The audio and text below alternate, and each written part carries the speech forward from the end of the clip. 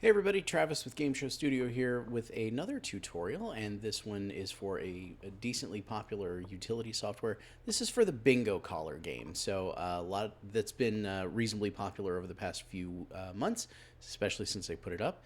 So I'm going to walk you through exactly how to use it because there are a couple of different variations. First of all, everything that comes in your download. You have 3 of these exe files over here. These are going to be if you run on PC, a Windows platform. Those are going to be what you need to run. These are SWF files. These will be if you're on a Mac. And there is a separate Mac engine download with instructions on how to run, how to launch software on a Mac. You'll also get the control panel operation guide, which will guide you how to operate both the regular control panel version and the what I call the cage version. I'll explain that in a moment. And you have a background file labeled bg.jpg. This means you can put in your own background behind your bingo collar board in case you don't want to use the one that I include. So long as it is 1920 by 1080 resolution, you can put in your own background file behind your collar board. Okay. Let's get into how to run the game. And the first thing I'm going to show you is how to do it with automatic number selection. So that way you don't need your own bingo cage. You let the program pick the numbers for you. So my bingo collar has 2 different formats. The US format, which is the standard 1 through 75 number grid. So B 1 through 15 to 30 to 45 to 60 to 75. Then there is the international format that has no letters and it is numbers 1 through 90. I'm going to show you how to run the US format. The international format runs the same way, just a different number grid.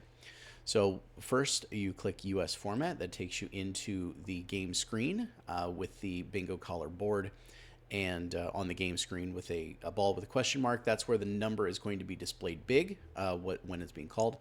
Next to that is going to be the win combination grid.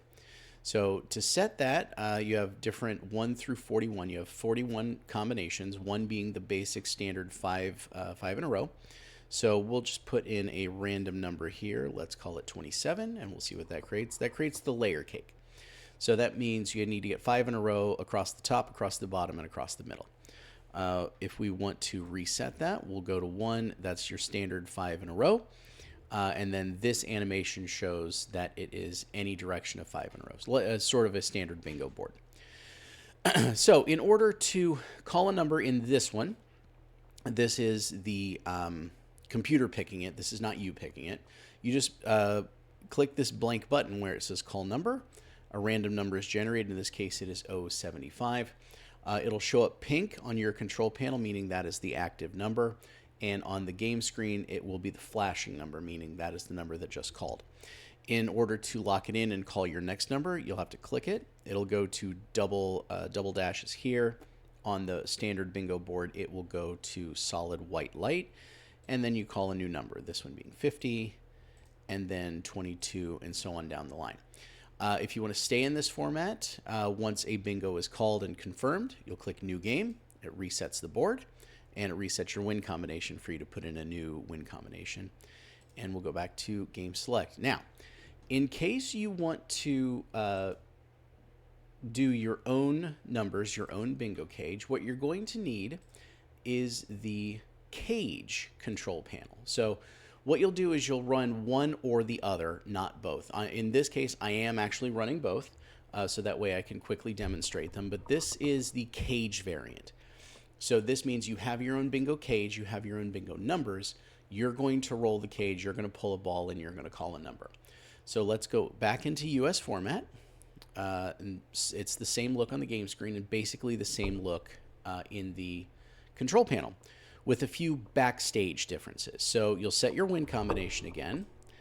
And now, whenever you draw a number, let's say you drew number 18, you'll put that into the totalizator, and then you'll click Set Number, which that will show the number, and same purple here to show it as the active number, blinking on the collar board until you lock it in. And then let's, so for the single digits, I'm going to test it. You don't necessarily have to put the leading 0. You can just put the number, and the program will see it as the single digit and flash it as 09. So we'll lock that in, and we'll put in 66, just like that. So you'll put it in the totalizator, you'll set it to activate it, and then you'll click it to close it off. That's basically it. That is the quick and dirty of how to run both variants of the Bingo Caller software. I hope that helped. If you have any questions, please don't hesitate to reach out to the Etsy shop. I'll be happy to answer messages as my time allows. And those of you playing bingo, have fun, and we'll see you on the next one.